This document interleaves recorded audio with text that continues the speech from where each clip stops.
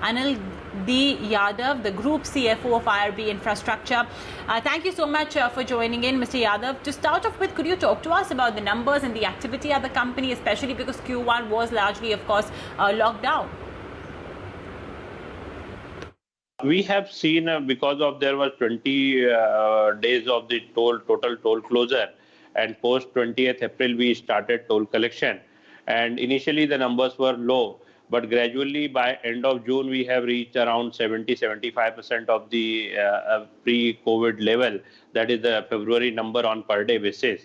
So basically, considering the current collection, we are around in range of 70-80% to the pre-COVID level. Some of the assets have even reached to 90% or so also. But the project basically originating basically are in Maharashtra, where basically the Mumbai is badly affected.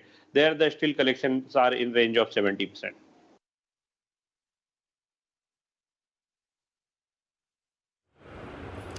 Okay. Mr. Yadav, the construction backlog is up 23% sequentially. We've started unlocking, of course. So do you expect construction to pick up, and at what pace?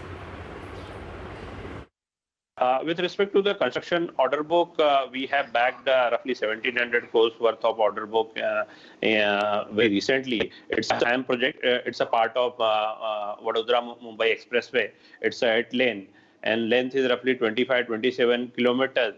But because it's a 8-lane highway and greenfield, that's why the cost is high. And we have already received the LOA, and we are expecting to start this project by November. Right. So the NHAI project activity has restarted in June. Do you think the best is yet to come in terms of ordering? I think that considering the what backlog they are talking about, the best is yet to become. And as government is putting more thrust on the infrastructure, we believe that there will be many projects will be coming for the award in Q2 and Q3. And we are well poised in terms of the our transaction done with our financial partner. With GIC, we have sold a 49% stake in the private InvIT, and we have sufficient liquidity. We have sold up our liquidity position also, and we are well positioned to bid the future project. In terms of the projects, basically it will be in the waterfall of BOT, TOT and HAM. Let's talk more about the InvIT that you just spoke. IRB divested 49% stake, equity stake into 9 toll projects for 13,600 crores. Do you think this shows the ability of the company to raise funds at a very, very tough time as well?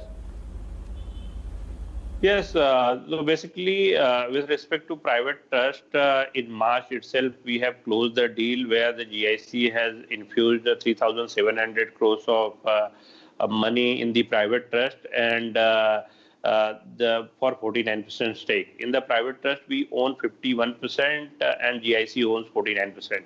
Going forward also, we will both the partners will explore the future opportunity jointly, and if basically the project can come directly in the private InvIT also.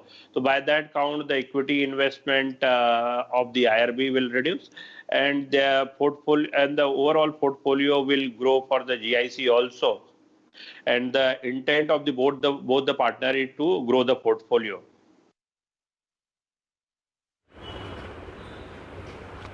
Okay, Mr. Yadav, commercial vehicle movement is resuming. The country as well is slowly opening up. How soon do you expect things to be normal? Yeah, basically the current traffic itself is quite encouraging. We have already, as I have explained in my earlier before conversation, basically I just explained that we have already reached 70-80%.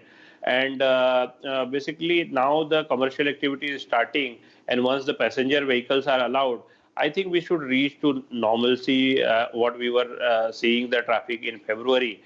And which we believe that from Q3, if there will not be more lockdowns, I think we believe that we will be able to reach in from Q3 the normal numbers.